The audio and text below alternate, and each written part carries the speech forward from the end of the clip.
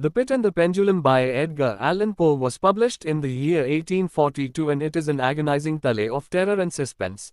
The story starts with stunning suddenness and it is soon discovered that the storyteller is a prisoner hauled before the Spanish Inquisition. He is going to be sentenced to death and now needs to suffer the horrifying moments before his sentence is passed. The storyteller is taken down deep into the earth by mysterious figures and then he gets up steadily by fits and starts and opposes opening his eyes.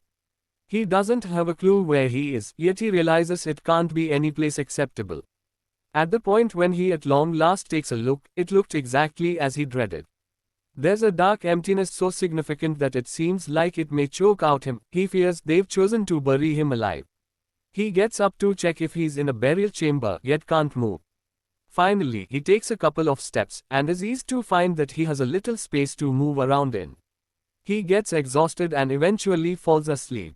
At the point when he awakens, he finds that somebody has left bread and water for him, and he's hungry to such an extent that he eats up them without considering how they got there. He chooses to attempt to walk straight across the prison, moving gradually and cautiously, as the ground is smooth with slime.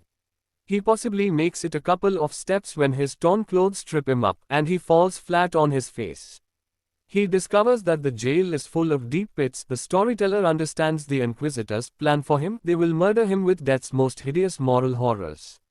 Once more, the storyteller nods off, awakens, and discovers bread and water next to him. This time, they're drugged. He falls into a death-like rest, and wakes after an inestimable amount of time to find that he can now faintly see what's around him. He additionally finds that he's been tied to a wooden frame. He can move just his head and one arm. He's upset to find that there's no water now, and that the food is sharply seasoned meat that will just make him thirstier. The jail roof, he sees, is also painted with an image of Father Time carrying a scythe straightforwardly above him. As he watches, he sees that this sickle is a real object, not an artwork. It moves like a pendulum, swinging gradually to and fro overhead. Right as he notices the rodents come to take his food, and he needs to zero in on pushing them away. At the point when he gazes upward once more, he notices sadly that the pendulum has begun sweeping all the more broadly and that it's gotten lower. After some time he notices that the pendulum is near to such an extent that he can smell the steel as it swings by. The storyteller is going to fall once more into despair when he has a thought. As the pendulum has gotten closer, the room has started to crowd with rodents prepared to devour the storyteller's body when he's dead. The storyteller reaches out to his last pieces of food and rubs them on the ropes that bind him. The rodents swarm the ties in the storyteller. Burdened under a heap of squirming rodents, deadened with repulsiveness and disgust, the storyteller is electrified to track down that the ties are indeed coming free. When the rodents absolutely chew through the ropes, the blade is sweeping so close it cuts his skin.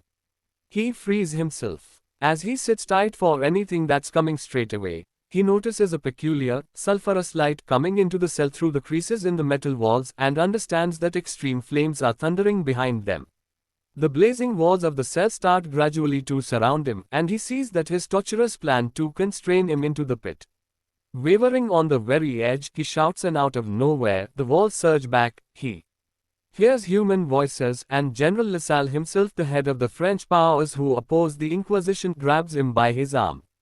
The French have attacked Spain and rescued the storyteller at the very last moment possible. Hears human voices, and General Lasalle himself, the head of the French powers who oppose the Inquisition, grabs him by his arm. The French have attacked Spain and rescued the storyteller at the very last moment possible.